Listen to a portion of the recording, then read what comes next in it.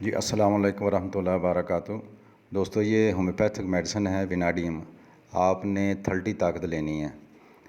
تو سب سے پہلے جن لوگوں کی قوت مدافعت کمزور ہے، چاہے وہ بچے ہیں، بوڑھے ہیں، عورتیں ہیں، جس عمر کی بھی ہیں، وہ اس کو استعمال کر سکتی ہیں۔